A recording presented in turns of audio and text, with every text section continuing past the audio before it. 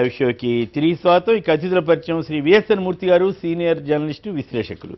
శ్రీ వేణుగోపాలకృష్ణ గారు, YSR Congress party senior నేత, ఆ పార్టీ అధికార ప్రతినిధి, తూర్పుగోదావరి జిల్లా జడ్పీ చైర్పర్సన్గా కూడా పనిచేశారు. శ్రీ భానుప్రసాద్ గారు, టీఆర్ఎస్ సీనియర్ నేత, శాసన మండలి సభ్యులు. శ్రీ ద్రోణవరాజు శ్రీనివాస్ గారు, కాంగ్రెస్ పార్టీ సీనియర్ నేత, శాసనసభ మాజీ సభ్యులు, గతంలో విప్పుగా కూడా పనిచేశారు. అలాగే శ్రీ ఎండ లక్ష్మీనారాయణ గారు, భారతీయ జనతా పార్టీ సీనియర్ నేత, శాసనసభలో ఆ పార్టీకి నాయకత్వం వహించినటువంటి గతంలో నాయకత్వం వహించారు, వారు కూడా మనతో ఉంటారు. ఇక రెండు రాష్ట్రాల మధ్య మళ్ళీ నీటి వివాదం చెలరేగుతోంది. సుప్రీంకోర్టు ఎపెక్స్ బాడీకి వెళ్ళమని చెప్పడంతో వారు ప్రధానంగా పాలమూరుకి శని విరగడైపోయింది, ఇక మనకు ఎదురు లేదని కేసీఆర్ గారు అంటే, ఈ తీర్పు మాకు అనుకూలమని టీడీపీ నేత ముద్దుకృష్ణారెడ్డి గారు ఏపీ ప్రభుత్వానికి సంబంధించి మాట్లాడారు. మరి అదే సమయంలో 3 రోజుల్లో శ్రీశైలం నీరు వచ్చేస్తుంది, రెడీగా ఉండండి అని చెప్పి చంద్రబాబు గారు రాయలసీమ ప్రాంతాలకి వాటికి చెప్పారు. కానీ ఆల్మట్టిలో గేట్లు మూసేయడంతో ఇప్పుడు వాటర్ ప్రవాహం తగ్గిపోయింది. ఇదే సమయంలో మరి ఇంకా వేరే ఆల్మట్టి గేట్లు మూసేయడం కానీ ఇతరత్ర రెండు ప్రధానమైనటువంటి పార్టీలు, రెండు ప్రభుత్వాలు కూడా ఫిరాయింపుదారులకు సంబంధించి కొత్త సీట్లు పెంచుకునే విషయంలో చంద్రబాబు కేసీఆర్ల మధ్య ఏకాభిప్రాయం కుదిరిందని వార్తలు వచ్చాయి. వారిద్దరూ ఆ విషయం మీద మాత్రం ప్రధాని దగ్గరికి వెళ్ళినప్పుడు మాట్లాడుకున్నారని కూడా వార్తలు వచ్చాయి. మరి సీట్ల పెంపు విషయంలో ఏకాభిప్రాయం కుదిరినప్పుడు నీటి విషయంలో ఎందుకు కుదరటం లేదు? పరస్పరం ఎందుకు విమర్శలు చేసుకుంటున్నారు? దీన్ని రాజకీయ అంశంగా ఎందుకు చేస్తున్నారు? దీన్ని పరిష్కరించవలసిన అవసరం లేదా? ముందుగా ద్రోణవరాజు శ్రీనివాస్ గారు, మీరేమంటారు దీని మీద? ఈ ఇద్దరు ముఖ్యమంత్రులు ఇప్పుడు ఒక పక్క కృష్ణా జలాలు లేకపోవడంతో హైదరాబాద్కే నీరు ఇవ్వాలని చెప్పి ఇక్కడ తెలంగాణ ప్రభుత్వం పట్టుబడుతుంటే, ఆ ఏపీలో సాగర్ కింద నీరు ఇవ్వాలని చెప్పి ఏపీ ప్రభుత్వం గట్టిగా కోరింది. ఆ విషయం మీద కూడా కృష్ణా పోర్టులో ఎలాంటి ఏకాభిప్రాయం తెలుసుకోలేకపోయారు. మీరేమంటారు? ఇప్పుడు నమస్కారం శ్రీనివాసరావు. నమస్కారం. ఒక్క విషయం అండి, విభజన జరిగిన తర్వాత ఈ 2 సంవత్సరాల్లో జరిగిన తీరు చూస్తుంటే నీటి పంపకాల విషయంలో, నీటి తగాదాల విషయంలో, అటు శ్రీశైలం విషయంలో కానీ సాగర్ విషయంలో కానీ ఎక్కడా కూడా స్పష్టత లేకుండా 2 ప్రభుత్వాలు కూడా కొట్టుకునేటువంటి పరిస్థితులు ఉన్నాయి. నిన్నగాక మొన్న మహారాష్ట్రలో తెలంగాణ ముఖ్యమంత్రి గారు ఒప్పందం చేసుకుని వచ్చిన తర్వాత కూడా రాష్ట్ర ప్రభుత్వం నుంచి సరైనటువంటి స్పందన లేకపోవడం వల్ల వాళ్ళు ఆ రీతిలో అక్కడ ఒప్పందం కుదుర్చుకోవడం, ఇక్కడేమో రంగారెడ్డి పాలమూరు పథకాలు డీమ్ ఎత్తిపోతల పథకాన్ని వాళ్ళు మొదలుపెట్టేటటువంటి కార్యక్రమం. దాంట్లో ఒక రైతు సుప్రీంకోర్టుకు వెళ్ళి ఈ రకమైనటువంటి నష్టం జరుగుతుందని అంటే, సుప్రీంకోర్టు నిన్న ఒక కౌన్సిల్ ఏర్పాటు చేసి వెంటనే దానికి కావలసినటువంటి విధి విధానాలు నిర్ణయించి వెంటనే దానికి కావలసినటువంటి తగాదాలన్నీ కూడా తీర్చవలసిందని ఆదేశించారు. కానీ ఈరోజు ఈ రాష్ట్రానికి జరుగుతున్నటువంటి అన్యాయం చూసుకుంటే, అటు కేంద్ర ప్రభుత్వం గట్టిగా ఎక్కడ కూడా ఏ రకమైనటువంటిది చొరవ చూపించేటువంటి పరిస్థితులు లేదు, నీటి విషయంలో కానీ ఇతర విషయాల్లో కానీ. అట్లాగే రాష్ట్ర ప్రభుత్వం కూడా చాలా పెద్ద ఎత్తున గట్టిగా ఒత్తిడి చేసి అడిగేటటువంటి పరిస్థితి వాళ్ళకి కనిపించట్లేదు. కారణాలు ఏంటో తెలియదు. అల్టిమేట్గా మనకి జరిగేటటువంటి తీరు ఏంటంటే, భవిష్యత్తులో ఇంకా ఒక విపత్కరమైనటువంటి పరిస్థితి ఏర్పడమే కాకుండా ప్రజల మధ్య చిచ్చు రగిల్చేటటువంటి కార్యక్రమాలు. నిన్నగాక మొన్ననే మన విభజన గాయాల నుంచి మనం బయటపడ్డాం. విభజనలో అంత నష్టం వచ్చింది, ఇంత నష్టం వచ్చిందని చెప్పుకునే పోవడం కాకుండా, విభజనలో ఉన్నటువంటి రాష్ట్ర పునర్వ్యవస్థీకరణ బిల్లు 2014 ఏదైతే ఉందో అది అమలు చేయించడంలో రాష్ట్ర ప్రభుత్వం పూర్తిగా విఫలం చెందింది. అది ఒప్పుకోవాల్సిన అవసరం కూడా ఉంది ఇవాళ రాష్ట్ర ప్రభుత్వం. ఎందుకంటే నేను లేఖలు ఇచ్చాను, ఇన్నిసార్లు నేను కలిశాను ప్రధానమంత్రి గారిని, అయినా సరే ప్రధానమంత్రి గారు స్పందించట్లేదు అనేటువంటి భావన కాకుండా అసలు ఏమి సాధించుకోగలిగాం 2 సంవత్సరాల్లో? నీటి విషయాల్లో మనం సాధించుకోలేకపోయాం, పునర్వ్యవస్థీకరణ బిల్లు విషయంలో సాధించుకోలేకపోయాం, ప్రత్యేక హోదా విషయంలో సాధించుకోలేకపోయాం, పోలవరం విషయంలో కానీ, ట్యాక్స్ ఇన్సెంటివ్స్ విషయంలో కానీ, వెనుకబడిన జిల్లాలకు నిధులు కేటాయించడంలో కానీ ఎక్కడ మనం సాధించగలిగాం? 2 సంవత్సరాలు కూడా ఎక్కడ వేసిన గొంగలు అక్కడే ఉంది. ఈరోజు కూడా ముఖ్యమంత్రి గారు ఒక ప్రకటన చేశారు, చాలా ఆశ్చర్యం వేసింది. కేంద్ర ప్రభుత్వం ప్రత్యేక హోదా ఇవ్వకపోయినా, లేదు విభజన బిల్లులో అంశాలు అమలు చేయలేకపోయినా అభివృద్ధి ఆగదు, నేను చేస్తాను. ఎక్కడ అభివృద్ధి చేస్తారు? ఏ రకమైనటువంటి ఆర్థిక వనరులు మీ దగ్గర ఉన్నాయి? ఏ ఆర్థిక వనరులను మీరు దృష్టిలో పెట్టుకుని ఈ రాష్ట్రాన్ని అభివృద్ధి చేస్తూ ఉంటున్నారు? కాబట్టి ఇప్పటికైనా వాస్తవిక దృష్టితో ఇవాళ ఏర్పడి, కాంగ్రెస్ పార్టీ విభజించిందని 2 సంవత్సరాలు గడిచినా సరే కాంగ్రెస్ పార్టీని దుమ్మెత్తిపోస్తూ కాంగ్రెస్ పార్టీ ఈ రకమైనటువంటి అడ్డగోలుగా చేసిందనేటువంటివి ఒక తప్పుడు ప్రచారం కాకుండా ఎన్నాళ్ళు చేస్తారో ఆ గోబుల్స్ ప్రచారం. కాబట్టి వాస్తవానికి ఇప్పుడు రాష్ట్ర ముఖ్యమంత్రి గారు రావాలి, రాష్ట్రంలో ఉన్నటువంటి అన్ని రాజకీయ పార్టీలు కూడా ఇవాళ రావాల్సిన అవసరం ఉంది, irrespective of the political party. తమిళనాడులో ఏ రకంగా అన్ని పార్టీలు కూడా కలిసి ఏదైనా సమస్య ఉంటే రాష్ట్ర ప్రయోజనాల కోసం పనిచేస్తారో ఆ రకంగా ఈ రాష్ట్రంలో అటు అధికార పార్టీ కానీ ఇటు ప్రతిపక్షాలు కానీ అందరూ కూడా కలిసి పనిచేసేటటువంటి ఒక వాతావరణం ప్రభుత్వం ఏర్పాటు చేయగలగాలి. రైట్. కాబట్టి ఇప్పుడున్నటువంటి పరిస్థితి వాళ్ళు చూస్తుంటే ఒక జనరేషన్ దెబ్బతిన్నటువంటి పరిస్థితి వాళ్ళు ఏర్పడుతుందండి. ఇవాళ ఈ నీటి వివాదాలు మనం ఊహించినటువంటివే, అందు గురించే చట్టంలో అన్ని కూడా పొందుపరిచినటువంటివి. చట్టం గురించి మనం వెళ్ళి టైం కేటాయించుకుంటా మనం ఇతర అంశాల మీద దృష్టి పెట్టుకుంటూ రాజకీయ కోణాల్లో మనం ముందుకు వెళ్తుంటే జరిగేటటువంటి ప్రయోజనాలు ఏంటన్నది కూడా ఇవాళ మనం ఆలోచించాలి. ప్రజలను ఒకసారి మనం మభ్య పెడతాం, మనం రెండోసారి మభ్య పెడతాం, అస్తమాటు మనం మభ్య పెట్టాలంటే జరిగేటటువంటి పని కాదు అది. కరెక్ట్. కాబట్టి వాస్తవానికి రాష్ట్ర ముఖ్యమంత్రి గారు రావాల్సిన అవసరం ఉంది. Because is head of the state. Okay, ఆయనే అడుగు ముందుకు వేయాలి. Right right right. ఒక్క నిమిషం, ఇక బెంగళూరు నుంచి ఫణేంద్ర గారు లైన్లో ఉన్నారు. ఫణేంద్ర గారు చెప్పండి, రెండు రాష్ట్రాలు నీటి తగాదాల విషయంలో తగాదా పడుతున్నాయి, మీరేమంటారు? ఫణేంద్ర గారు మాట్లాడండి. రైట్. లక్ష్మీనారాయణ గారు చెప్పండి, ఎందుకు కేంద్రం చొరవ తీసుకోదు, ఈ రెండు రాష్ట్రాలు తగాదా పడుతున్నాయి, ఎట్లా ఈ పరిష్కారం ఏంటి? ఇప్పుడు పాలమూరు నిండిది మాకు అనుకూలంగా వచ్చిందనేమో ఏపీ ప్రభుత్వం చెప్తా ఉంది, అది అసలు స్టార్ట్ చేయడానికి వీలేదు ఏపీ ప్రభుత్వం కానీ అక్కడ రాజకీయ పార్టీలు కానీ. ఇక్కడేమో అసలు మొత్తం శని విరగడైపోయిందని కేసీఆర్ గారు అన్నారు నిన్న తీర్పుతోటి. మరి ఏది అసలు ఎపెక్స్ బాడీలోనేమో మీరు అసలు తేల్తారని నమ్మకంతో అన్నారా ఏంటి? అది ఒక విషయం అండి, గతంలో కావేరీ జలాల వివాదం విషయంలో ఇరు రాష్ట్రాల మధ్యలో ఉద్రిక్తతలు ప్రబలినప్పుడు, అప్రహెన్సెస్ పెరిగినప్పుడు కేంద్రంలో అటల్ బిహారీ వాజ్పేయి గారు ఆ వివాదాన్ని సముచితమైనటువంటి రీతిలో పరిష్కారం చేయడం జరిగింది.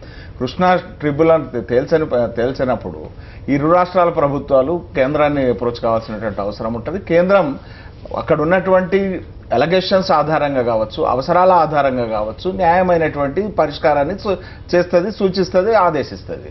ఆ రకమైనటువంటి పరిష్కారం తప్పనిసరిగా వస్తుంది. స్థానికంగా అంటే సహజంగా రీజనల్ పార్టీస్ తమ తమ ప్రాంతాల ప్రయోజనాల కోసం కొంత ప్రయత్నాలు చేయడం అనేటువంటి సహజమైనటువంటి, నేషనల్ పార్టీ సముచితమైనటువంటి రీతిలో నిష్పక్షపాతంగా ఈ యొక్క సొల్యూషన్ ఇచ్చేటువంటి అవకాశం ఉంది. అది డెఫినెట్లీ. ఇప్పుడు సాగర్లో నీళ్ళు లేవు, శ్రీశైలంలో నీళ్ళు లేవు, ఈ రెండు రాష్ట్ర ప్రభుత్వాలు గొడవలు పడుతున్నాయి. ఆయనేమో నీళ్లు వచ్చేస్తున్నాయనేమో చంద్రబాబు గారు చెబుతారు, ఇక్కడేమో మేము ప్రాజెక్టులు కట్టేస్తున్నామనేమో కేసీఆర్ గారు చెబుతారు. ఎట్లా ఈ సీట్ల విషయంలో మాత్రం ఇద్దరు ఏకాభిప్రాయం, ఈ రెండు విషయాల్లో ఎందుకు ఇద్దరు కలవరు అనేది నా ప్రశ్న. అంటే యాక్చువల్గా మోడీ గారు ఎందుకు చొరవ తీసుకోరు అనేది ఇంకో ప్రశ్న. గతంలో నికర జలాలను పంపిణీ చేయడం జరిగింది. తర్వాత బ్రిజేష్ కుమార్ గారు ట్రిబ్యునల్, నేను అయ్యని అడగట్లేదండి, మోడీ గారు ఎందుకు చొరవ తీసుకోవట్లేదు, వీళ్ళిద్దరు ఎందుకు కలవట్లేదు అన్నది నా ప్రశ్న. ఒకటే చాలా కీలకం కదా, ఇద్దరు పరిచయస్తులే కదా. ఫేజ్ బై ఫేజ్ అది జరుగుతుంది. ఫేజ్ బై ఎన్నాళ్ళకి కాదు, కృష్ణా ట్రిబ్యునల్ తర్వాత తేల్చినప్పుడు ప్రధాని కంటే ఎక్కువేం కాదు, ప్రధాని కంటే ఎక్కువేం కాదు. ఈ రాష్ట్రాలు ప్రధాని గారిని కేంద్రాన్ని అప్రోచ్ అయినప్పుడు తప్పనిసరిగా దీనికి పరిష్కారం వస్తుంది. కేంద్రం కూడా జోక్యం చేసుకుంటే ఎప్పుడైతే ఇక్కడ పరిష్కారం కానటువంటి పరిస్థితి నిన్న మొన్న జరిగింది. ఏడాదిన్నర నుంచి రోజు డిస్కషన్ జరుగుతా ఉన్నాయి. మళ్ళీ ఫర్దర్ సిట్టింగ్స్ పాలమూరు దిండి చేపట్టడానికి వీల్లేదని ఏపీ ప్రభుత్వం వాదిస్తా ఉంది. ఎవరి వాదనలు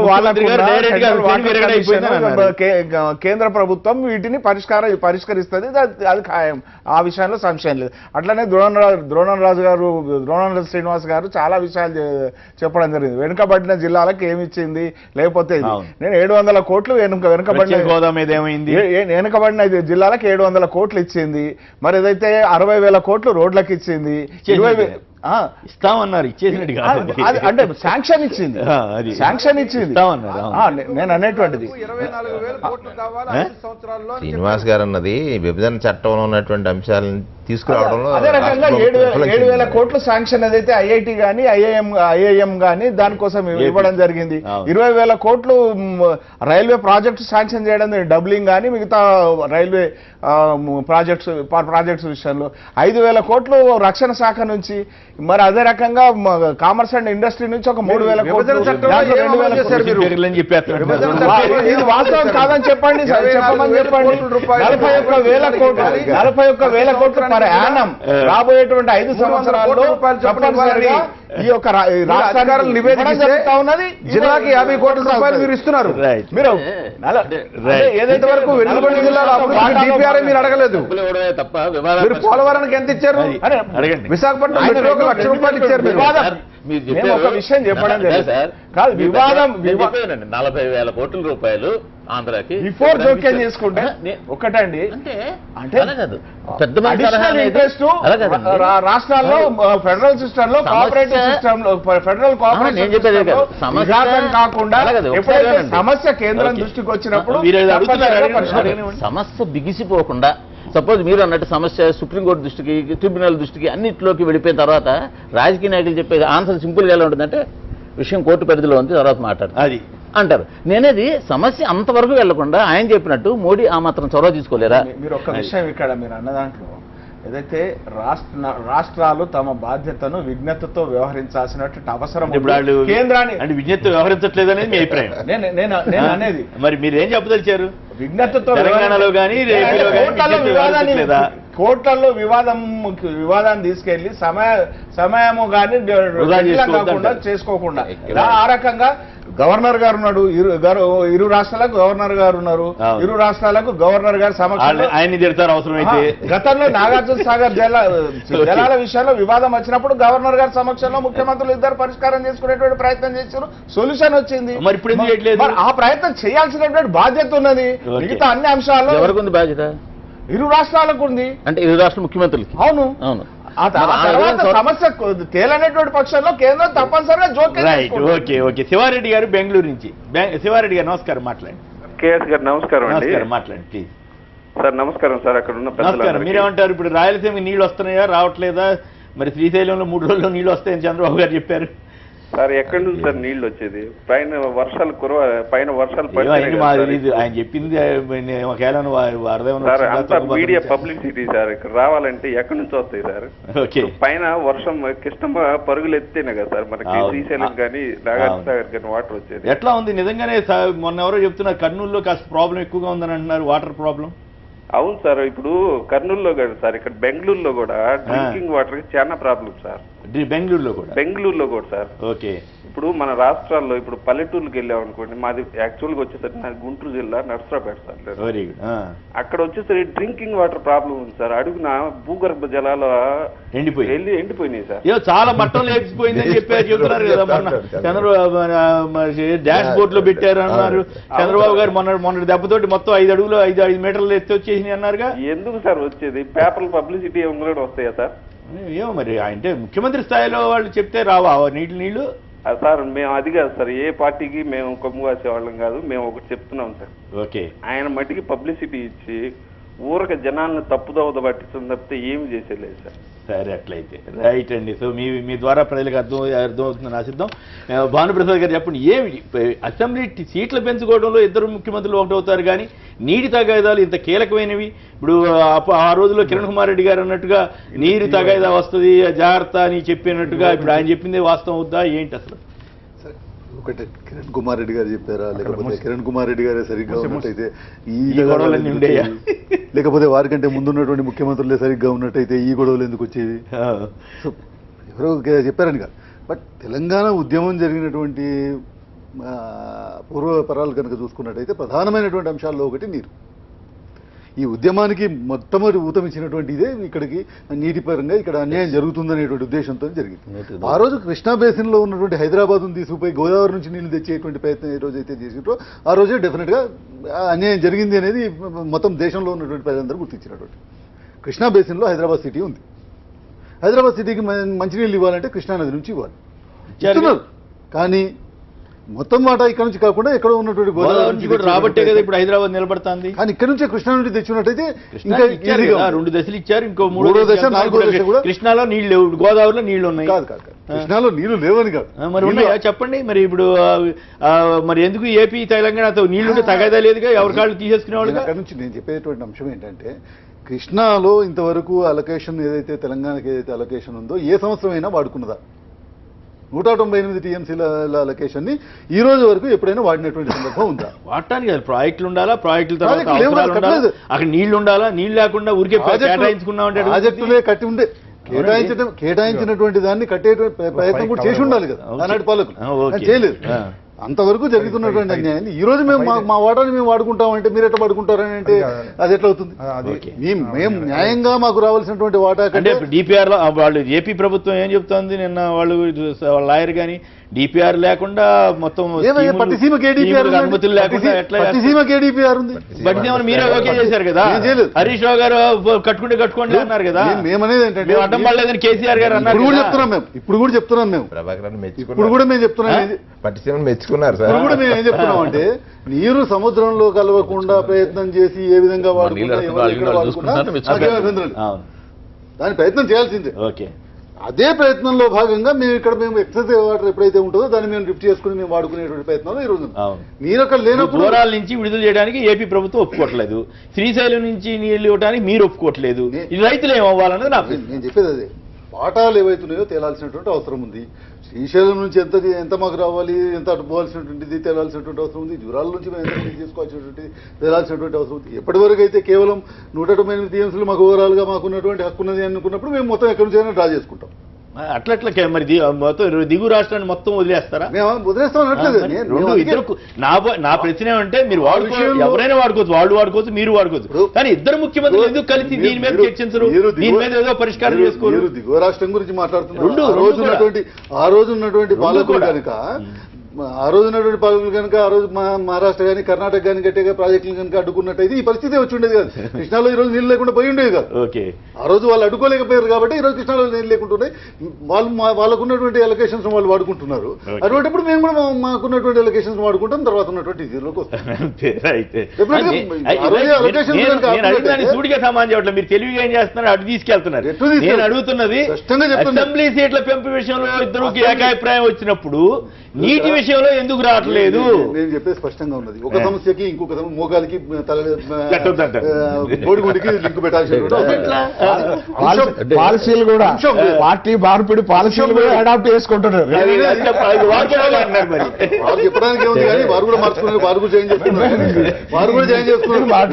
ఇతర పార్టీల నుంచి వాళ్ళు కూడా జాయిన్ చేసుకున్నారు. వాళ్ళకి మాట్లాడే అందులో అధికారంలో ఇంకొకటి ఏంటంటే వారికి మాట్లాడేటువంటి నైతికత ఎక్కడిది, అది ఎక్కడ? ఆ ప్రభుత్వంలో మీ మంత్రులు ఎందుకున్నారండి? ఆ ప్రభుత్వంలో మీ మాట్లాడేటువంటి నైతికత చంద్రబాబు ప్రభుత్వంలో అవును ఎన్డీఏ కదా వాళ్ళిద్దరు కాదండి. ఇక్కడ రాష్ట్రంలో ఆంధ్రప్రదేశ్ రాష్ట్రంలో అక్కడ పార్టీలో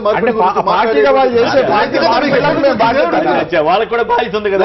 మీరు ఆ ప్రభుత్వం చేసే కార్యక్రమానికి కనీసం పార్టీగా తీసుకునేటువంటి ప్రభుత్వంగా తీసుకునే నిర్ణయాల విషయంలో చర్చిస్తారు. రాజకీయ పార్టీగా మీరు తీసుకునే నిర్ణయాలకు రాజకీయ పార్టీ ప్రభుత్వంలో ఉండదు. ఆ ప్రభుత్వం ఏ ప్రభుత్వం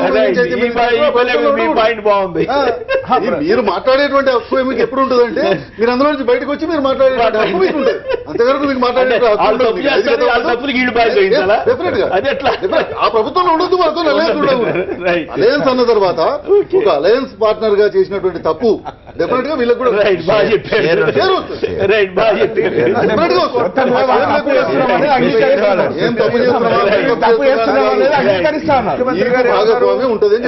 హైదరాబాద్ మీరు ప్రారంభించేసేయండి,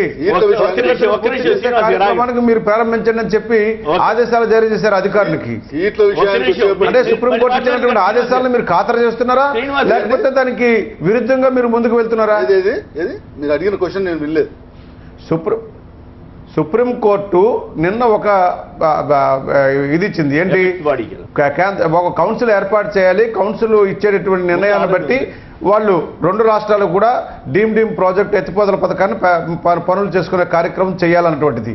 కానీ ముఖ్యమంత్రి గారు నిన్న సాయంకాలం ఢిల్లీ ఆయన సమావేశం పెట్టి అధికారులకు అందరికి కూడా ఈరోజు సుప్రీంకోర్టు దాన్ని స్వాగతిస్తున్నామని చెబుతూ వెంటనే మీరు పనులు ప్రారంభించండి, త్వరితగతిన పనులన్నీ కూడా మీరు చకచకా చేయండి, మీరు కావలసినటువంటి ఇబ్బందులన్నీ కూడా ఎవరు ఉంటే నాకు చెప్పండి, నేను చేస్తాను, పనులు మాత్రం ఎక్కడ ఆపొద్దని చెప్పారు. అంటే మీ ఉద్దేశం ఏమిటి?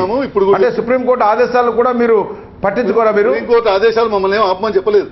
సుప్రీంకోర్టు స్పష్టంగా చెప్పింది ఏంటంటే ఏమని ఏ చెప్పింది? ప్రాజెక్ట్ నుంచి మాకు ఏ అలొకేషన్స్ ఉన్నాయి, ఏ అలొకేషన్స్ ఎక్కడెక్కడ ఎంతగా అలొకేషన్స్ చేయాలనే దాని మీద ఒక డైరెక్షన్స్ ఇవ్వండి, వాళ్ళకి ఒక క్లియర్ కట్ డైరెక్షన్స్ ఇవ్వండి అని చెప్పారు. రేపు పొద్దున మాకు ఎత్తిపోతల పథకం గురించి సుప్రీంకోర్టు ఏమంది అలొకేషన్ మీరు చాలా స్పష్టంగా చెప్పండి. వాడుకుంటాము. మేము ఒక టీఎంసీ కూడా ఒక క్యూసెక్ కూడా ఎక్కువ వాడుకోము. Right, okay right. ఒక్క నిమిషం. గోవింద్ గారు చిత్తూరు జిల్లా నుంచి లైన్లో ఉన్నారు. గోవింద్ గారు నమస్కారం. సార్ నమస్తే సార్, కేఎస్ గారు నమస్తే. మీకు ఎట్లా ఉంది? వాటర్ ప్రాబ్లం ఉందా మీకు కూడా? లేదా బానే ఉంది? నాకు కూడా water problem sir. Water problem ముఖ్యమంత్రి గారి జిల్లాలో వాటర్ ప్రాబ్లం ఎట్లా వస్తుందండి? వాళ్ళ మాటలకి చేతలకి ఎక్కడ పొంతన ఉండదు సార్. అదే వాటర్ లెవెల్ పెరిగిందని కూడా గవర్నమెంట్ చెబుతా ఉంటే ఒట్టి మాట సార్. అదే వాటిలో దోమలు చేస్తాయి తప్పితే నీళ్ళు ఏమి రావు. ఇప్పుడు విషయం ఏమంటే ఇప్పుడు ఇది ఒక్క సమస్యనే కాదు సార్, చాలా సమస్యలు ఉన్నాయి. కేంద్రం సరైన ఇది తీసుకోవడం లేదు సార్. కేంద్రం మోడీ గారు ఏం పట్టించుకోవట్లేదా? ఇప్పుడు ఓటుకు నోటు కేసులు ఇద్దరిని కూర్చొని పెట్టి రాజీ చేస్తారు. మళ్ళీ అక్కడికి వెళ్ళారు మీరు. ఇట్లా విషయాల్లో చేయలేరా సార్ వాళ్ళు? చేయలేరా? అడగండి మరి. ఇట్లా విషయాలు చేయలేరా? ఎండ లక్ష్మణ్ గారు సీనియర్ నేత కానీ ఆయన మాత్రం ఏం మాట్లాడతారు సార్? వాళ్ళు అవి రాజీ చేసిన వాళ్ళు చేయలేరా? అది ఈ పాయింట్ కూర్చొని పెట్టి ఆయన ప్రకాశ్ జయదేవకరు ఆయన వచ్చి 2 రోజులు కూర్చొని రాజీ చేసిపోయినారు. అవును, ఇట్లా విషయాలు చేయలేరా? వాళ్ళకి ఓపిక లేదా? రైట్, గట్టిగా చెప్పారు. భాషా గారు ఏమి ఇచ్చినా సార్? అది మీ అభిప్రాయం, భాషా గారు మీ అభిప్రాయం అది. భాషా గారు కాదు, ఈయన గోవింద్ గారు. భాషా గారు బాపట్ల. నమస్కారం, మాట్లాడండి. ఈ రాజీ వ్యవహారం ఇప్పుడు మీరు సీట్లు పెంపకం విషయం మాట్లాడుతున్నారు కదా సార్. సీట్లు పెంచడంలో రాజీ కుదిరిందంట, ఇద్దరు ఏకాభిప్రాయం అంట. దానికి కారణం ఏంటంటే వలసదారులకు ఇంకా ప్రోత్సాహం. అంతేనా? అక్కడ ఉన్న స్థానిక నాయకులకు భయం లేకుండా చేయడం. సీట్లు పెరుగుతాయి కాబట్టి మీకు ఎమ్మెల్యే టికెట్ ఉంటాయని చెప్పడం. అది పెరుగుతాయో లేదు అది వేరే విషయం. ముందైతే మూడోది వచ్చినప్పుడు కల్లా ఈ పాపంలో మోడీ గారు కూడా చిన్న చిన్న భాగస్వామ్యం అవుతున్నారు. ఎందుకంటే కాంగ్రెస్ పాలిత రాష్ట్రాల్లో ఇదే విధానాన్ని ఆయన కొనసాగిస్తున్నారు, బీజేపీలోకి మారటం. కాబట్టి ఈ ముగ్గురు ఒకే బాటలో ఉన్నారు కాబట్టి ఖచ్చితంగా ముగ్గురు కలిసి వచ్చే అంశం, ముగ్గురికి లాభదాయకమైన అంశం కాబట్టి ముగ్గురు ఒకే తీరులో ఉన్నారు సార్. తర్వాత నీటి వివాదం వచ్చేటప్పటికండి రాజీ చేసుకుంటే కేసీఆర్ గారు చంద్రబాబు నాయుడు ఇద్దరు చంద్రులు చూడవచ్చుగా కలిసిపోయారని జనం అనుకుంటే వాళ్ళకంత ఉపయోగకరంగా ఉన్నది కాబట్టి ఏదో ఒక వివాదంతో కొద్దో గొప్ప ఘర్షణ పడుతున్నాం అంటే నమ్మించడానికి చేసే వైనమే సార్. వీళ్ళిద్దరు యాక్చువల్ గా అయితే బీజేపీ ప్రభుత్వం కింద ఒకే కొడుకు కింద చక్కగా కలిసి పనిచేస్తారు సార్. అది ఓపెన్ సీక్రెట్. ఎటువంటి సంబంధము లేదు, ఎటువంటి అలయన్స్ లేదు, ఎటువంటి సంబంధము లేదు. ఇక్కడ ఒక విషయం ప్రధానమంత్రి మోడీని గౌరవిస్తామేమో కానీ సరే. ఇప్పుడు ఇవాళ ఈ జల వివాదాలకు కారణం విభజన జరిగినటువంటి సమయంలో చట్టంలో రూపొందించిన అంశాల మీద ఇరు పార్టీలు ఇరు రాష్ట్ర ప్రభుత్వాలు ఈ ప్రజలకు సంబంధించినటువంటి ప్రభుత్వాలు, ఈ ప్రభుత్వాలు రెండూ కూడా ఒక సమన్వయంతో ఆలోచన చేసి నిర్ణయం తీసుకోకపోవడం వల్ల జరిగినటువంటి కార్యక్రమం. మాకు హక్కు ఉంది, మా హక్కుని మా ప్రభాకర్ అన్న అంటున్నాడు, హక్కుని వాడుకుంటున్నాం. భానుప్రసాద్ గారు అన్నట్టుగా హక్కు వరకు మేము వాడుకుంటాం అనేటువంటిది. ఇక్కడ జరుగుతున్నది ఏమిటంటే ఇప్పుడు మీరు చెప్పారు ఆల్మట్టిలో గేట్లు మూసేశారు. నిన్న ముఖ్యమంత్రి గారు ప్రకటన చేశారు, ఏమని? రేపటి నుంచి నేను రాయలసీమకు నీరు ఇచ్చేస్తానని. అంటే ముఖ్యమంత్రి స్థాయిలో ఒక మాట చెప్తే దానికి విలువ లేదనేటువంటి విధంగా ఈ ప్రకటనలన్నీ జరుగుతూ ఉన్నాయి. ఇక్కడ ఈ వివాదాలకు వచ్చిన సందర్భంలో మన ఆంధ్ర పట్టిసీమని పైకి తీసుకురావడం వల్ల వీరు ప్రశ్నించడానికి ఒక అవకాశం మరి ఏదైనా అండర్స్టాండింగ్లో ఇచ్చారేమో మరి ఒక అనుమానం కలుగుతూ ఉంది. ఇప్పుడు ఇక్కడ పట్టిసీమ అనేటువంటిది, పోలవరం నిర్మాణం అనేటువంటిది రాష్ట్ర విభజన జరిగిన సమయంలో పోలవరం నిర్మాణం అనేది ప్రధానమైనటువంటి అంశం. రాష్ట్రాన్ని విభజించినప్పుడు మీకు పోలవరం నిర్మాణం చేసేస్తాం, ఇది జాతీయ ప్రాజెక్ట్ అని చెప్పింది. ఇవాళ వరకు ముందు కదలనటువంటి తీరుని చూసినట్లయితే 2 సంవత్సరాలు పైబడిపోయిన తర్వాత 18 కంప్లీట్ చేస్తామని ప్రకటన తప్ప 2 సంవత్సరాలుగా జరిగినటువంటి పనుల మీద ఎక్కడ కూడా శ్వేతపత్రం లేదు. మేము రాష్ట్ర ప్రభుత్వం నిధులు ఖర్చు పెట్టాం, కేంద్రం ఇవ్వట్లేదు అనేటువంటి చంద్రబాబు నాయుడు గారు చెప్తూ ఉంటారు. మీరు చేసిన దానికి ఎంత జరిగింది పని అనేటువంటి దాని లేదు. ఈయన యుద్ధ ప్రాతిపదిక మీద పట్టిసీమ మీద ఉన్నటువంటి ప్రేమ పోలవరం మీద కొత్తగా పెడుతున్నారు. అదే నేను అనేది పోలవరం మీద లేకపోవడం అనేది చాలా దురదృష్టకరమైనటువంటి అంశం. ఇవాళ ఈ తెలుగు రాష్ట్రాలకే జీవనాడి లాంటిది పోలవరం.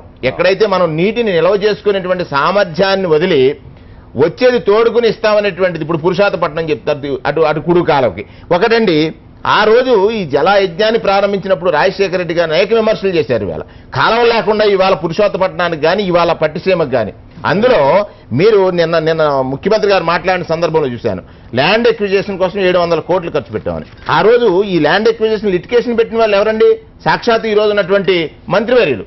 మంత్రివర్యులు ఆ రోజు ల్యాండ్ ఎక్విజిషన్ అడ్డుపడ్డటువంటి దేవినేని ఉమ్మగారు అడ్డుపడి ఇవాళ ఈ ప్రభుత్వం వచ్చిన తర్వాత క్లియర్ చేసి మేము నదులను అనుసంధానం చేసేసాం, అపర భగీరథుడు ఒక నదిని అనుసంధానం చేసానని చెప్పిన తారీఖుకి నీరు వచ్చిన తారీఖుకి, అంటే జాతికి అంకితం చేయడం అంటే ఏంటి సార్? పూర్తిగా ప్రాజెక్టు నిర్మాణం జరిగిపోయిన తర్వాత ఏ మాత్రము అవరోధాలు లేనటువంటి తీరులో చేయాలి.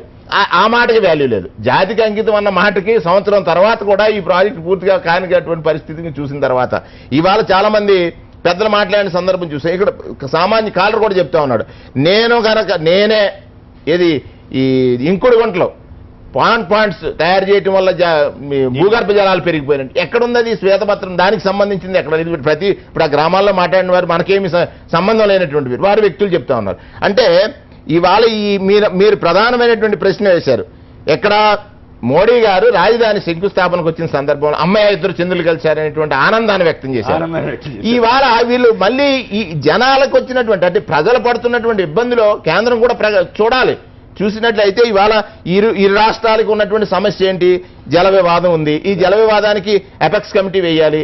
కేంద్ర మంత్రి గారి దగ్గర కూర్చొని ఇరు రాష్ట్రాలకు కావాల్సిన షేర్స్ కానీ ఏదైనా కూడా స్పష్టంగా ఇవ్వాల్సినటువంటి అవసరం ఉంటే నేను చేశాను ఒక కాలర్ అన్నట్టుగా వీరు ఒక అండర్స్టాండింగ్ మీద ఈ పోరాటాలు జరుపుతున్నట్టుగా కనపడుతుంది తప్ప ప్రజలు మాత్రం చాలా అయోమయంలో ఉన్నారండి. ఇవాళ తూర్పుగోదావరి జిల్లాలో పురుషోత్తపట్నం అంటే కేవలం ఇది స్పష్టంగా చంద్రబాబు నాయుడు గారు 600 కోట్లు అది మనం చూసినట్లయితే పట్టిసీమ ఉండవెల్లి అరుణ్ కుమార్ గారు ఒక పిల్ వేశారు.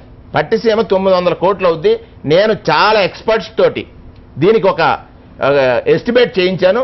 దీనికి మీరు కనీసం వచ్చి సమాధానం చెప్పనంటే, మీ ఇంజనీర్ని పంపి సమాధానం చెప్పించండి అని అంటే ఒక్క జవాబు చెప్పినటువంటి పరిస్థితి ఉంది. ఇవాళ మళ్ళీ అంటే ఈ పంపుల్లో వచ్చి కమిషన్లకే మీరు అంటే తాత్కాలికం ప్రజలకు శాశ్వతమైనటువంటి పనులు చేస్తే మనకు లాభాలు రావు, కేవలం ఈ తరహా చేసినట్లయితేనే మనకు లాభాలు వస్తాయనేటువంటి ఒక ఆలోచనతో చేస్తున్నారు తప్ప ఇది కేవలం ప్రభుత్వం అనేటువంటిది ప్రజల యొక్క ధనాన్ని పరిరక్షించాల్సినటువంటి ప్రజల యొక్క ఆశయాల్ని అది జరగట్లేదండి. సిపిఎం రైతు సంఘం నేత కేశవరావు గారు లైన్లో ఉన్నారు. కేశవరావు గారు నమస్కారం అండి. నమస్తే చెప్పండి. ఇప్పుడు తాజా వివాదం మీద మీ వైఖరి ఏమిటి? వాస్తవానికి అదివరకు ఎగువ రాష్ట్రాలకి ఆంధ్రప్రదేశ్ కి ఉన్నటువంటి వివాదం పూర్తి సద్దుమణగలేదు. ఇప్పుడు ప్రత్యేకించి ఆంధ్రాని 2 రాష్ట్రాలు చేసిన తర్వాత ఖచ్చితంగా నీటి సమస్య ఉత్పన్నమైంది. దీన్ని కేంద్ర ప్రభుత్వం ఖచ్చితంగా ఈ జల వివాదాలను పరిష్కరించాల్సిన బాధ్యత కేంద్ర ప్రభుత్వం మీద ఉంది. ఎగువ రాష్ట్రాల నుంచి తమాషా పద్ధతిలో నీళ్లు విడుదలకి చట్టం చేయటం, అట్లాగే వచ్చిన తర్వాత నీటిని 2 రాష్ట్రాల్లో సక్రమంగా వినియోగించుకునేటువంటి అవకాశాలను పరిశీలించడం, దానికి అనుగుణమైనటువంటి పంపిణీ విధానాలు రూపొందించడం కేంద్ర ప్రభుత్వం యొక్క విధి. అట్లాగే ప్రాజెక్టులు కట్టుకునేటప్పుడు కూడా దిగువ ప్రాజెక్టు అనాదిగా ఉన్నటువంటి దిగువ ప్రాజెక్టులకి భంగం లేకుండా కట్టేటువంటి విధానాన్ని కూడా రూపొందించాల్సిన బాధ్యత కేంద్ర ప్రభుత్వం మీద ఉంది. పోలవరం ప్రాజెక్టు కట్టుకోవాల్సిన బాధ్యత కేంద్ర ప్రభుత్వం మీదనే ఉంది, కట్టించే బాధ్యత అది కేంద్ర ప్రభుత్వం ప్రాజెక్టుగా ప్రకటించారు. అందువల్ల ఈ లోపులో ఆ ప్రాజెక్టు కట్టే లోపల తాత్కాలిక వినియోగానికి వాస్తవానికి అభ్యంతరాలు ఉండవు. కారణం ఏంటంటే ఎగువ ప్రాంతాల నుంచి వచ్చే వాటర్ అంతా సముద్రం పాలవకుండా తాత్కాలికంగా వినియోగించుకునేటువంటి హక్కు ఇదివరకే ఉన్నది. అట్లా తాత్కాలికంగా వినియోగించుకునేది పట్టిసీమ. దానివల్ల ఇక్కడ 13 లక్షల ఎకరాలు సాగయ్యే పరిస్థితి కూడా లేదు వాస్తవంగా. అందుకని పట్టిసీమ పేరు చెప్పో లేకపోతే ఇంకొక ఎత్తిపోతల పథకం పేరు చెప్పో ఎగువను కట్టుకునే వాటికి అమోఘంగా వీటిని మొత్తం కూడా కేంద్ర ప్రభుత్వం అధీనంలోకి తీసుకోవాలి. గోదావరి నదిని కానీ కృష్ణా నదిని కానీ కేంద్ర ప్రభుత్వం సకర్యంగా పరిశీలించి ఎక్కడ కట్టుకోవడానికి అనుమతులు ఇవ్వాలో, ఎక్కడ ఎవరికి ఎంత నీరు అవసరమో, ఎక్కడ ఏ సమయంలో నీరు విడుదల చేయాలో ఒక స్పష్టమైనటువంటి వైఖరిని కేంద్ర ప్రభుత్వం తీసుకోవాలి. 2 రాష్ట్ర ప్రభుత్వాలకి తగులు పెట్టి కోర్టును చూస్తున్న కేంద్ర ప్రభుత్వం ఇది సరైంది కాదని మా రైతు సంఘం అభిప్రాయం. బాగా చెప్పారండి కేశవరావు, ధన్యవాదాలు. ఇక మూర్తి గారు మీరేమంటారు? ఇక్కడ ఏమిటవుతుందంటే కొన్ని అక్కర్లేని విషయాలు క్రాప్ అప్ అవుతున్నాయి, కావాల్సిన విషయాలు కిందకి వెళ్ళిపోతున్నాయి. కొద్ది నెలల క్రితం అంటే వర్షాలు పడడానికి కొన్నాళ్ళ క్రితం ఈస్ట్ గోదావరిలో ఆయన తెలిసే ఉంటుంది క్రాప్ హాలిడే అనే విషయం బయటకు వచ్చింది. ఇప్పుడు కూడా నడుస్తుందండి. క్రాప్ హాలిడే పనికిరాదు అన్నారు. మనం ఎక్కడి నుంచి గోదావరి జలాలు తీసుకొస్తున్నామండి? అదే ఈస్ట్ గోదావరి నుంచి. వర్షాలు పడ్డ తర్వాత గోదావరి పొంగి పొర్లిపోతుందని ఒక పక్క వార్తలు కనిపిస్తున్నాయి. ఓ పక్క కృష్ణాలోకి వాటర్ వచ్చింది, కృష్ణా డెల్టా సస్యశ్యామలం అయిపోతుందని వార్తలు వస్తుంది. ఈ రెండు చాలా మంచి విషయాలు ఖచ్చితంగా తాత్కాలికంగానే. ఎందుకంటే తెలంగాణ ఉద్యమానికి బేసిక్గా వచ్చిన అభ్యంతరాల్లో కీలకమైనది నీటి సమస్య. దానికోసం నీరు తీసుకొచ్చారు, కృష్ణా డెల్టా బాగానే ఉంది. కృష్ణా డెల్టాకి పట్టిసీమ తీసుకొస్తున్నప్పుడు మొదటి నుంచి ఏం చెప్తూ వచ్చారు, ఇది రాయలసీమ కోసమే, ఈ ప్రాజెక్ట్ పూర్తయితే వైకాపా పార్టీ కనుమరుగైపోతుంది, రాయలసీమలో ఇంక జగన్ ఉనికి ఉండదు, రాయలసీమ కోసమే పట్టిసీమ ఇంటూ చెప్పుకొచ్చారు. ఇప్పుడు పట్టిసీమ ఆల్రెడీ ఇప్పుడు ఒక 3-4 పూజలు చేసి ఉంటారు. 4 పూజలు 3-4 పూజలు చేశారు, మంచిది, సంతోషం. ఇక్కడ కృష్ణా డెల్టాలో ఎంత సాగు అవుతుంది, ఎంత వాటర్ వచ్చేది ఎప్పటికప్పుడు చెప్తున్నారు. బట్ రాయలసీమకి ఏమి ఇచ్చాము అన్నది ఇంతవరకు ఒక అధికారికమైనటువంటి లేదు. ఇప్పుడు ఫస్ట్ టైం మాట్లాడారు నిన్న చంద్రబాబు నాయుడు గారు, ఇంకా త్వరలో రాయలసీమ వాటిస్తాం 3 రోజులు అని మొన్న అక్కడ ఇన్నాళ్ళ తర్వాత. ఇది ఫస్ట్ పూజ తర్వాత చెప్పలా, లాస్ట్ ఇయర్ సెషన్లో చెప్పలా, లాస్ట్ పంపులు ఆన్ చేసినప్పుడు చెప్పలా.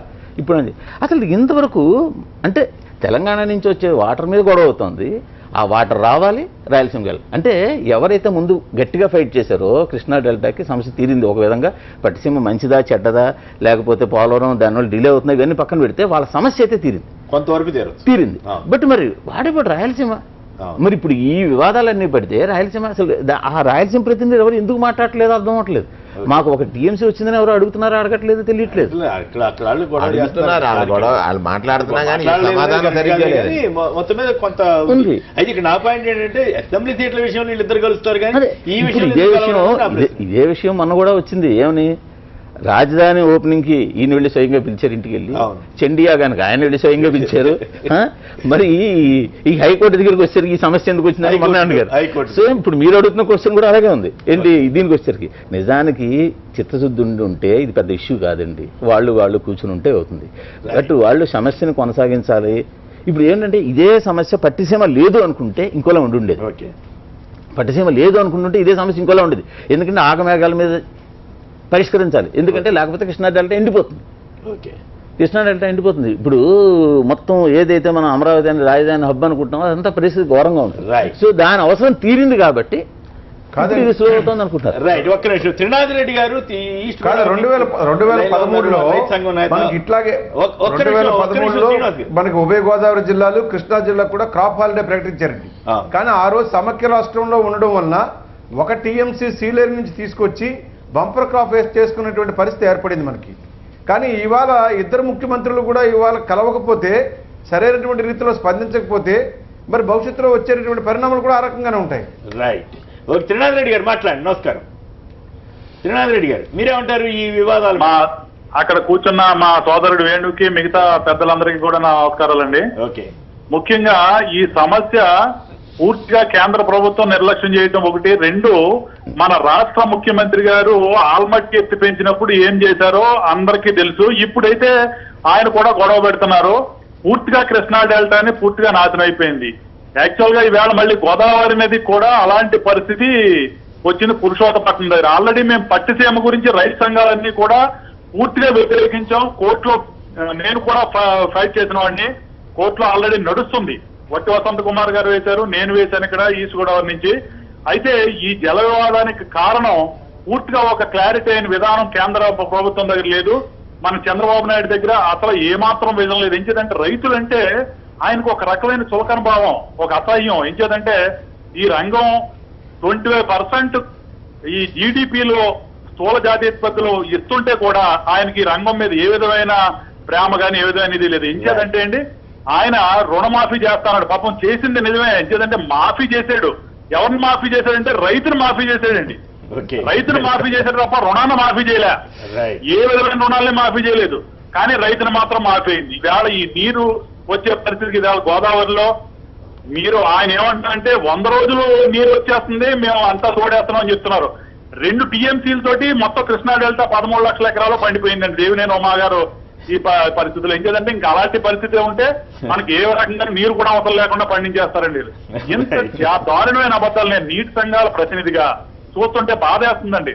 ఏం చేద్దంటే ఈ కార్యక్రమాలన్నీ చూస్తుంటే ఇప్పుడు ఈవేళ రాత్రి నిన్న 945 కోట్లు, మళ్ళీ ఈవేళ 1600 కోట్లు మారిపోయేది వెంటనేనండి. పట్టిసీమ గురించి ఖచ్చితంగా చెప్పామండి మేము. రైతు సంఘాలన్నీ కూడా కోర్టులు వేసాం, మళ్ళీ చెప్పినాం. అయినప్పటికీ కూడా వారు ఏ విధంగానో మాకు మీటింగ్ పెడతానని చెప్పి అసలు మీటింగ్ పిలవలేదండి. అసలు కనీసం ఆ పరిస్థితుల్లో ఈవేళ కృష్ణా డెల్టా పూర్తిగా ఎండిపోయింది. దాన్ని మళ్ళీ గోదావరి మీద కూడా ఎండబెట్టే ప్రమాదం తీసుకొస్తున్నారు ఆయన. చాలా దుర్మార్గం ఇది. పురుషోత్తపట్నం దగ్గర మళ్ళీ కడతాం అంటే ఇంకెంతకన్నా దుర్మార్గం లేదు. మన ఇన్ఫ్లోస్ ఎలాగుంటాయంటే సార్, యాక్చువల్ గా 60 రోజుల తర్వాత ఒక మాక్సిమం 45 నుంచి 60 రోజులు ఉంటుంది. ఇప్పుడు అది కూడా ఉండని పరిస్థితి. ఏం చేద్దంటే తెలంగాణ ప్రాజెక్టులు పైన పూర్తి అవుతున్నాయి, ఆయన పూర్తిగా కన్జ్యూమ్ చేస్తాడో. కానీ వీరు చెప్పేది ఏంటి, చాలా మందికి రైతులకి తెలియస్తారు కేసీఆర్ గారు. ఎందుకంటే లక్షల క్యూసెక్లు ఇప్పుడు దగ్గర 800 టీఎంసీలు పోయింది. అంటే పోయిన దాన్ని మేము తీసుకుంటాం. రైట్ పోయిన ఫ్లడ్ వచ్చినప్పుడు తీసుకుంటే ఇబ్బంది లేదు, కానీ ఆ తర్వాత వచ్చిందే ఇబ్బంది. ఎందుకంటే 200 జీవో వచ్చాడు, 14 మీటర్లు ఎత్తున అన్నారు. అదంతా మోసం. మేము వెళ్ళి దగ్గర ఉండి చూసాం, అరుణ్ కుమార్ గారు మేము అందరం కూడా వెళ్ళి చూస్తే అక్కడి నుంచి గొంతులు తీసేసి వాటర్ రప్పించి అక్కడి నుంచి చూడేస్తున్నారండి. ఇది మా దగ్గర యాక్చువల్ గా జూలై నెలలో 12,000 క్యూసెక్లు మించి రాదు. మాకు జూలై నెలలో ఇక్కడ పంట కావాలి. రైపీరియన్ రైట్స్ కూడా వాళ్ళకి అవసరం లేదండి. ఇవాళ ఆ 10,000 క్యూసెక్లను ఇవన్నీ తోడేస్తాయి. ఎట్టి పరిస్థితులను కూడా కింద డెల్టాకి రావు. ఈ పురుషోత్తపట్నం పడితే ఇంకా ప్రమాదం వస్తుంది. ఈ డబ్బుతోటి మేము పట్టిసీమ కట్టండి మహాప్రభు అంటే కూడా దాన్ని మాత్రం ఎట్టి పరిస్థితులను వెనక్కి పెడతారు. మేము ఈ పురుషోత్తపట్నం గురించి కూడా ఉద్యమాన్ని చేస్తున్నాం. ఖచ్చితంగా మేము మాత్రం ఇది వ్యతిరేకిస్తున్నాం. ఇది ఖచ్చితంగా ఈ ఎత్తిపోతలు అనేవి ప్రభుత్వం పెద్దలకు లాభకరమైన. త్రినాథ్ రెడ్డి గారు టైటిల్ ఒకటి ఉన్నది, పైన హెడ్ లైన్స్ ఒకటి ఉన్నది, వార్తంతా ఒకటి ఉన్నది. వారు కేంద్రాన్ని ఎత్తుకొని ఆయన వాడాలని చెప్పింది దాంట్లో లక్ష్మణ్ గారు ఒకటి తీసుకోవాల్సింది ఏంటంటే, ప్రజలకి అన్యాయం ఏదైనా ప్రజల అవసరం తీరినప్పుడు రాష్ట్రం చేయట్లేదని తప్పించుకోవడం కాదు. మీరు అక్కడ రెండు ప్రభుత్వాలు కలిసి పనిచేస్తున్నాయి. రేవంత్ గారు కోట్ చేసింది ఏంటంటే, 2 ప్రభుత్వాలు కలిసి పనిచేస్తూ వీరు అమరావతికి వారు పర్సనల్ గా పిలుస్తారు, యజ్ఞానికి వీరు పరుస్తారు. ఇది ఈయన చేపలకూర ఇక్కడ దీన్ని చాలా బ్రహ్మాండంగా ఉందంటారు. ఆయన మా వదినమ్మ ఓటేస్తానన్నదని అంటారు. ఈ అన్నిటి విషయాల్లో చాలా సత్సంబంధాలని. మరి నీటి విషయంలో కన్స్ట్రక్టివ్ గా డిస్కషన్ చేయడానికి ఎందుకు? పోలవరం జాతీయ ప్రాజెక్ట్ అండి. పోలవరం జాతీయ ప్రాజెక్ట్ ప్రాజెక్టు కేంద్ర ప్రభుత్వం నిర్మాణం చేస్తానని విభజన చట్టంలో ఒప్పుకున్న తర్వాత జరగడానికి అయిపోతుంది. అనుకున్న తర్వాత చేసింది ఏమిటి? ఇవాళ అంటారు కేంద్ర ప్రభుత్వం ఇప్పటి వరకు మాకు అక్కడ ఉన్నటువంటి పోలవరం అథారిటీకి సంబంధించినటువంటి మాట చెప్తా ఉంటారు.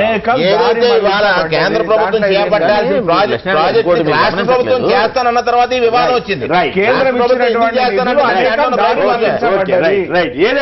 ఏదేమైనా ఒకటి మాత్రం వాస్తవం, ఖచ్చితంగా అసెంబ్లీ సీట్ల విషయంలో కలిస్తే కలవండి, కానీ ఇట్లాంటి నీటి వివాదాల విషయంలో కలిస్తే 2 రాష్ట్రాల్లోనూ మంచి పేరు వస్తుంది. ఏదో సామరస్య పరిష్కారం తీసుకుని ముందుకు వెళ్ళకపోతే అది ప్రమాదకరం. ప్రత్యేకించి రాయలసీమకు సంబంధించి నీళ్లు రాలేదు, అట్లాగే సాగర్ తెలంగాణలో సాగర్ కింద ఖమ్మం నల్గొండ జిల్లాలకి వాటర్ రాలేదు, అట్లాగే అటు గుంటూరు ప్రకాశం జిల్లాలకు వాటర్ రాని పరిస్థితిని అధిగమించవలసినటువంటి టైంలో ఇద్దరు ముఖ్యమంత్రులు కలవాల్సిన అవసరం అయితే ఉందని చెప్పక తప్పదు. దానిపై అవసరమైతే మోడీ గారు కూడా చొరవ తీసుకోకపోతే అది భారతీయ జనతా పార్టీకి కూడా అది అప్రతిష్టని చెప్పాలి. ఇప్పుడు చిన్న విరామం తర్వాత మరి దళితులపై బీజేపీకి సంబంధించిన రాష్ట్రంలో దాడి జరగటం, దాని పెద్ద వివాదం అయింది.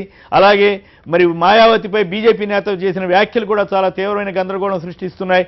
మరి భారతీయ జనతా పార్టీ పాలనలో ఇలాంటివి జరగటం వారికి ఏమాత్రం నష్టం, ఏం జరుగుతోంది, దీనిపై చర్చలోకి వెళదాం. ఇప్పుడు చిన్న విరామం. ఇక భారతీయ జనతా పార్టీ పాలనలో దళితులపై దాడులు జరుగుతున్నాయా, దీనిపై విమర్శలు పెద్ద ఎత్తున వస్తున్నాయి. అయితే ఈ గతంలో కాంగ్రెస్ హయాంలో జరిగింది, మోడీ గారు చాలా ఖండించారు వాటన్నిటి మీద.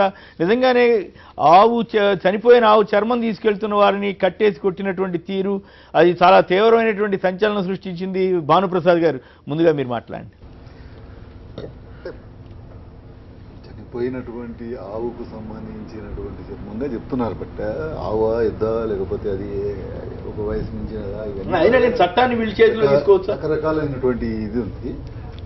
ఇది ఉన్నప్పటికీ కూడా చట్టం కంప్లైంట్ ఇవ్వాలి, పట్టుకుని కంప్లైంట్ ఇచ్చి కంప్లైంట్కి అతనికి పోలీసులకు అప్పగించడం అనేటువంటిది జరగాల్సినటువంటి ప్రక్రియ.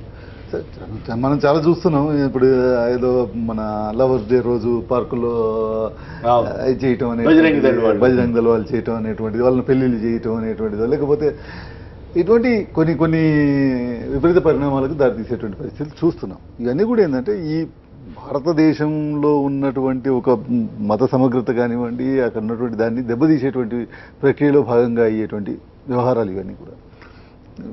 పోనీ నిజంగానే మరి బీజేపీ తన సొంత నినాదానికి కట్టుబడి ఉన్నదా అంటే, ఎక్కడైతే కట్టుబడి ఉండాల్సినటువంటి ఇది ఉండేనో, జమ్మూ కాశ్మీర్లో కట్టుబడి ఉండాల్సినటువంటి పరిస్థితి ఏదైతే ఈ దేశం అంతా కూడా చూసిందో, అక్కడికి వచ్చేప్పటికి మాత్రం లేదు. అక్కడ లేదు. ఎక్కడైతే అవసరమో అక్కడ లేదు.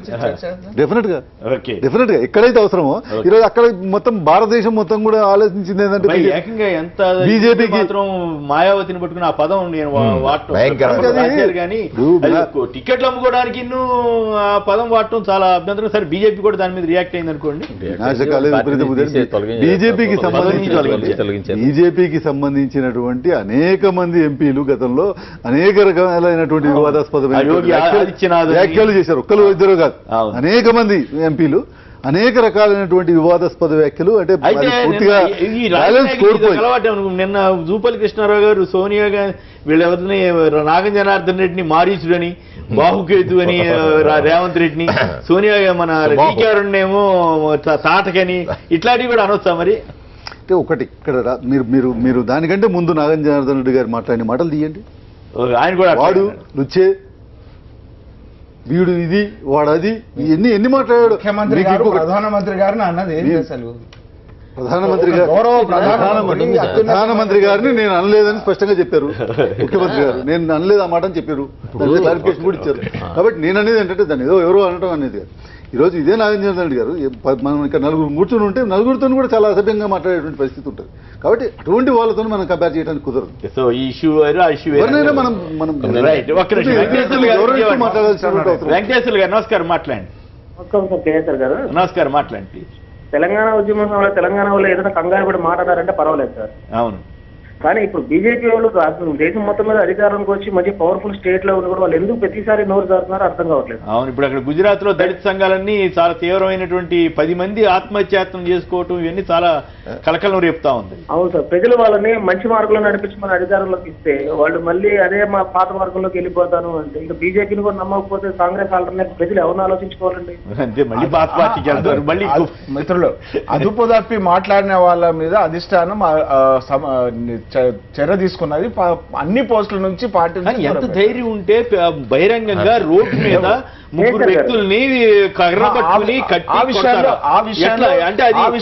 ముఖ్యమంత్రి గారు కూడా వారిని బాధితులను పరామర్శించి కఠినమైనటువంటి చర్యలు తీసుకుంటామనేటువంటి విషయంలో ఎక్కడా రాజీ పడలేదు. రైట్, వేణుగారు. ఇక్కడ బాధ్యత కలిగినటువంటి పదవుల్లో ఉన్నటువంటి వారు వాడాల్సిన పదాలు కొన్ని ఉంటాయి. ఇప్పుడు మేము మీడియాకి వచ్చిన తర్వాత మేము మాట్లాడాల్సినవి కొన్ని ఉంటాయి. మన ఇవాళ జరిగినటువంటి ఇన్సిడెంట్స్ దళితుల పట్ల వివక్షత అనేటువంటి, సాక్షాత్ మన రాష్ట్ర ముఖ్యమంత్రి చంద్రబాబు నాయుడు గారు మాట అన్నారు, దళితుడిగా పుట్టాలని ఎవరైనా కోరుకుంటారని. అంటే ఏది ఈ క్రమంలో ఈయన నుంచి భారతీయ జనతా పార్టీ ఇంకొక స్టెప్ ఎక్స్ట్రా వేసింది. అంటే ఇద్దరు కలిసి ఉన్నారు కదా, భావజాలం ఒకటే అయినటువంటి దీన్ని మనం అర్థం అవుతుంది. ఇప్పుడు ఇక్కడ చంద్రబాబు నాయుడు గారు అన్నప్పుడు మీరు ఖండించాలన్నా, అక్కడ ఆ రోజు భారతీయ జనతా పార్టీ వారు దళితుడిగా పుట్టాలని ఎవరైనా కోరుకుంటారని ఒక రాష్ట్ర ముఖ్యమంత్రి అన్న సందర్భంలో ముఖ్యమంత్రిగా సమస్థాయిలో చూడాల్సినటువంటి పరిస్థితి అక్కడికి వచ్చిన తర్వాత భారతీయ జనతా పార్టీ అంటే ఇవాళ రక్షణ ఎవరికి కావాలి? కేసర్ గారు, ఈ దేశంలో చట్టాలు కానీ, ఈ దేశంలో రాజ్యాంగం కానీ, ఈ దేశంలో ఉన్నటువంటి చట్టాలు కానీ రక్షణ ఎవరికి కావాలని కోరుకున్నాయి? చట్టాలు ఎందుకు రూపొందించబడ్డాయి? ఆ చట్టోల్లంఘన ఎవరు చేస్తున్నారు? పాలనలోకి వచ్చిన వాళ్ళు ఏ రకంగా ప్రవర్తించాలనేటువంటిది. అంటే మీరు చేశారనే మాటల కంటే ఎవరైతే ఈ ప్రభుత్వాన్ని నుంచి కొంత రక్షణ కోరుకుంటున్నారో వారికి రక్షణ ఇవ్వడంలో వీళ్ళు విఫలం చెందడమే ఈ తార్కాణం అండి. వీటికి జరిగినటువంటి తార్కం ఆ రోజు గుజరాత్ లో జరిగినటువంటి ఇన్సిడెంట్ కారణం. రంగరాజు గారు హైదరాబాద్ నుంచి లైన్ లో ఉన్నారు. రంగరాజు గారు నమస్కారం, మాట్లాడండి. కేసు గారు నమస్తే. అక్కడ బీజేపీ పెద్దలు బాన్ గారికి అందరికి ఓకే సార్. అదే మాయావతి మనం గుజరాత్ చూస్తున్నాం కదా సార్, నేను టైమ్స్ నౌ కూడా చూస్తుంటా సార్, వారు బ్రేకింగ్ న్యూస్ చేస్తుంటారు చూస్తుంటా. అవును, నేను డైలీ 4 hours చూస్తుంటా సార్ న్యూస్. తెలుగువి 2 hours, English 1 hour, 1.5 hour, night 1 hour, మధ్యాహ్నం 1 hour, పొద్దున 5 గంటలకు నుంచి. ఓకే, కొద్దిగా ఉంది సార్ అవగాహన. ఓకే, విషయం చెప్పండి. అదే బీజేపీ వాళ్ళు మంచి చేస్తారని అందరు అనుకున్నారు. సరే, మోడీ ఇంతకు ముందే వాళ్ళ నోరు ఎవరెవరైతే ఎక్కువ మాట్లాడుతుందో కొంచెం కట్టిపడేసి ఉంటే 2-3 నెలల ముందు ఇది ఇన్సిడెంట్ ఇంత కాదు సార్, 5-6 నెలలు. ఇంకొకటి, మనకు స్వేచ్ఛ ఉందని బీజేపీలో వీళ్ళు ఇట్లా చెలరేగడం తప్పు. అవును. ఎన్నం లక్ష్మీనారాయణ నాకు బాగా తెలుసు అన్న. ఎండల మా భానుప్రసాద్ అన్న కూడా కాంగ్రెస్ లోకి వెళ్ళి వచ్చిండు, అప్పుడు ఏం మాట్లాడాలి, ఇప్పుడు మాట్లాడిండు. ఇంతకు ముందు షో కొద్దిగా అర్ధగంట ముందు మాట్లాడిండు. ఓకే, అది మనము మన విలువలు కాపాడుకుంటే ప్రజలు ఆటోమేటిక్ గా విలువలు కాపాడుకుంటారు సార్. మనం ఉత్తర విలువలాగా మారకూడదు సార్. నమస్తే సార్. రైట్, బాగా చెప్పారు. రైట్, శ్రీనివాస్ గారు, ద్రోణరాజు శ్రీనివాస్ గారు. ఒకటండి, భారతీయ జనతా పార్టీ ఎన్డీఏ ప్రభుత్వం 2014లో ఏర్పడిన దగ్గర నుంచి ఇప్పటి వరకు పరిణామాలు చూసుకుంటే, సాత్విరాజు దగ్గర నుంచి ఈ నిన్న జరిగినటువంటి సంఘటనల వరకు చూసుకుంటే, వారు మాట్లాడేటువంటి మాటలు ఏ రకంగా మాట్లాడారు ఆ ఎంపీలు పార్లమెంట్లో మాట్లాడడం, బయట మాట్లాడడం, దానికి క్షమాపణేమో సాక్షాత్తు ప్రధానమంత్రి చెప్పడం, అలాగే హోంశాఖ మంత్రి చెప్పడం. మనం గడిచిన సందర్భాల్లో మనం 2 సంవత్సరాల్లో దాదాపు ఒక 6-7 ఎంపీలు ఈ మాట్లాడినటువంటి మాటలన్నీ కూడా మనం చూసాం. మరి నిన్నగాక మొన్న జరిగినటువంటి సంఘటన గుజరాత్లో ఇవాళ ఒక రాష్ట్రాన్నే కుదిపేసినటువంటి అంశం కాదు, దేశాన్నే కుదిపేసినటువంటి అంశం. కాబట్టి ఇవాళ ఒకటి వాళ్ళ అభివృద్ధిని పక్కన పెడతారు, రాహుల్ గాంధీ కులాల మధ్య మతాల మధ్య మాట్లాడుతుంటే నిద్రపోతున్నాడు. మీరు రాహుల్ గాంధీ గారిని ముందు దళితుల విషయంలో కొంత చైతన్యం సెంట్రల్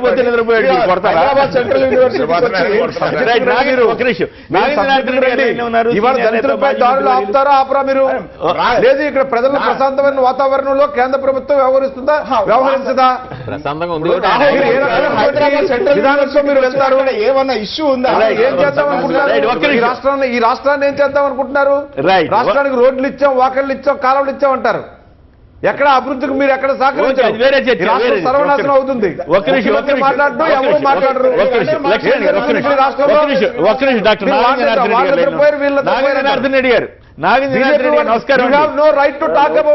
మీరేంటి మాత్రం మారారంట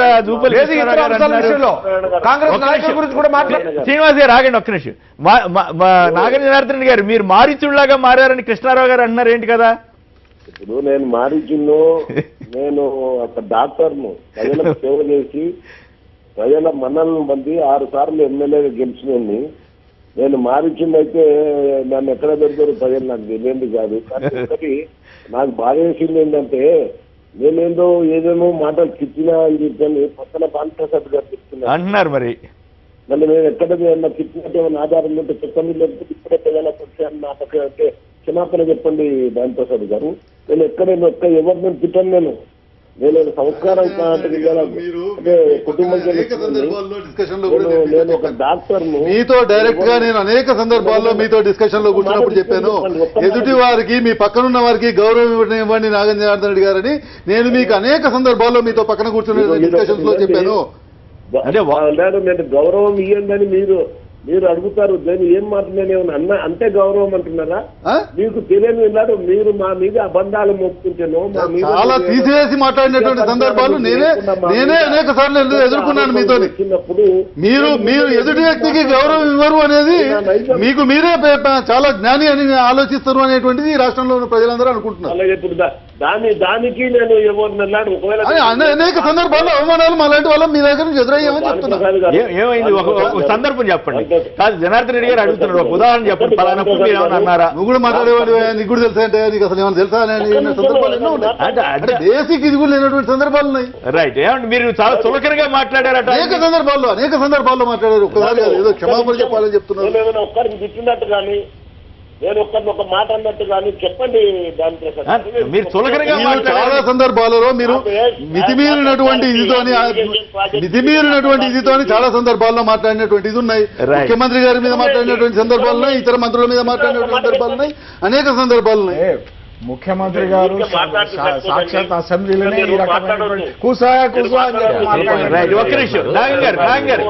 మీరు ఇది సంస్కారం అనిపించుకోదు, ఇది సంస్కార రహితమైతే కరెక్ట్ కాదు. ఇది నేను ఎన్నడూ కూడా ఒక మాట అన్నోని కాదు. ఈ మారుచిన సంగతి, ఆ సంగతి, ఈ సంగతి 4 దినాల తీర్పులు వెళ్తుంది. అర్థం ఉంటాయి. ఇప్పుడు అంటే మీ భరతం పట్టడానికి వస్తాడా అది మీరు అర్థం చేసుకోండి. ఇంత సమయం 6 నెలల మీ ప్రభుత్వాన్ని పూర్తిగా కడిగి పారేస్తారు. 6 నెలల నుంచి, గత సంవత్సరం నుంచి ఇదే చెప్తున్నారు. సంవత్సరం నుంచి ఇదే చెప్తున్నారు, మీ దగ్గర నుంచి నేను ఇదే వింటున్నా. వాటర్ ప్రాబ్లం మీ దగ్గర నుంచి నేను గత సంవత్సరంగా ఇదే వింటున్నా. ఇగో అయిపోయి కోట్లు ఇట్లా కొట్టేస్తారు చూడండి అన్నారు. ఏమైంది? నెల రోజుల కింద 10 రోజులు ఆగు నువ్వు చూడు అసలు కోర్టులో ఏమైతుందో మీ సంగతి అన్నారు. ఏమైంది? నెల రోజుల కింద మనం మాట్లాడుకున్న రోజు సంగతి నెల రోజుల తర్వాత చూడండి కోర్టులో ఏమైతుందో అన్నారు. ఏమైంది? ఆయన కంప్లీట్ చేయండి నాగం గారు, కంప్లీట్ చేయండి సార్. రైట్, కంప్లీట్ చేయండి Nagam garu. Thank you. Right sir, right sir. Murthy garu, ఇప్పుడు సత్యది రాక అధికారం వచ్చిన తర్వాత బీజేపీ తాలూకా అనుబంధ సంఘాలు కొంతవరకు మితిమీరి వెళ్ళడం అన్నది కనిపిస్తుంది. అయితే ఏంటంటే ఇవి వాటి తాలూకా ఎజెండాల ప్రకారం వెళ్తే తప్పులేదు. విశ్వ హిందూ పరిషత్కి ఒక ఎజెండా ఉండొచ్చు, ఆర్ఎస్కి ఒక ఎజెండా ఉండొచ్చు. ఈ ఎజెండాల ప్రకారం వెళ్ళడంలో తప్పులేదు. కానీ మాటలు ఖర్చు పెట్టడం అనేది చాలా తప్పుగా కనిపిస్తుంది. సాధువులు కానీ లీడర్లు కానీ వీళ్ళందరూ ఇప్పుడు వీళ్ళు చేసిన తర్వాత మీరు అన్నట్టు ముఖ్యమంత్రి, ప్రధానమంత్రి, లేకపోతే హోమ్ మినిస్టర్, లేకపోతే ఖండలిస్తే ఇవ్వచ్చు, లేదా తాత్కాలికంగా పార్టీ పోస్ట్ నుంచి తీసేసామంటే అనొచ్చు. ఇంక జీవితంలో బీజేపీలో ఉంచుకోమని చెప్పగలరా? అది లేదా చెప్పగలరా? ఇప్పుడు మీరు పార్టీ ప్రెసిడెంట్ నుంచో లేకపోతే తొలగించారు, అతని జీవితంలో బీజేపీలో రానివ్వని చెప్పగలరా? చెప్పరు. రాజకీయ నాయకులు ఇప్పుడు ఆయన చెప్పినట్టు సార్ వినండి, రాజకీయ నాయకులు ఆయన చెప్పినట్టు ముఖాముఖి ఎన్నైనా మాట్లాడుకోవచ్చు, మారీచుడు అనొచ్చు, సుబాహుడు అనొచ్చు. బట్ ప్రజల మనోభావాలు దెబ్బతీసే విధంగా మాట్లాడే రాజకీయ నాయకులు లేదు. పార్టీ వాళ్ళ స్పందించి చాలా సందర్భాల్లో అంటుంది మీకు అర్థం కావట్లేదు. ముందు మోడీ ఖచ్చితంగా ఒక గైడ్ లైన్ ఎందుకెవరు ప్రజల మనోభావాలు దెబ్బతీసే విధంగా మాట్లాడద్దు. రైట్. ఆ విషయాన్ని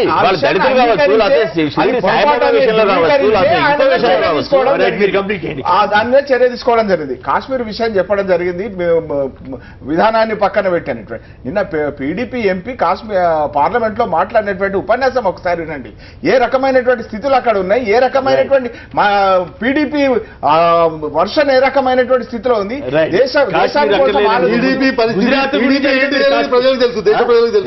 టీడీపీ ఏంటి, మార్పు తీసుకురావాలి ప్రజలకు తెలుసు. టీడీపీ వేర్పాటువాదానికి అనుకూలంగా ఉండే పార్టీ. పార్టీ ఇవాళ పార్లమెంట్ లో ఏ రకమైనటువంటి మరి దేశం యొక్క 45 మంది చనిపోయారు అక్కడ కాశ్మీర్ లో. 45 మంది చనిపోయారు.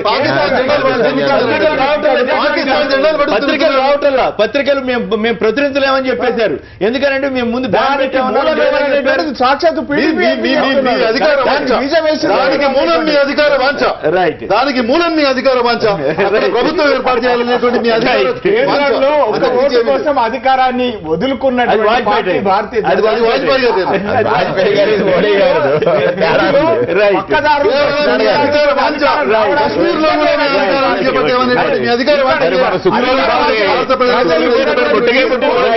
జాతీయ ఒరవడిలో మరి పూర్తి స్థాయిలో కాశ్మీర్ తీసుకురావడం వాళ్ళు కూడా చెప్పారు. మూర్తి గారు, వేణుగోపాలకృష్ణ గారు, భానుప్రసాద్ గారు, ఎండ లక్ష్మీనారాయణ గారు, ద్రోణరావు శ్రీనివాస్ గారు, డాక్టర్ నాగం జనార్దన్ రెడ్డి గారు అందరికి కూడా ధన్యవాదాలు. త్రినాథ్ రెడ్డి గారు అందరికి కూడా ధన్యవాదాలు. ఇది నేటి కేసీరావు గారు వారికి కూడా ధన్యవాదాలు. అందరికీ ఇది అనేక మంది మాట్లాడారు, అందరికీ ధన్యవాదాలు. ఇది నేటి వార్తా విశ్లేషణ కార్యక్రమం. నమస్కారం.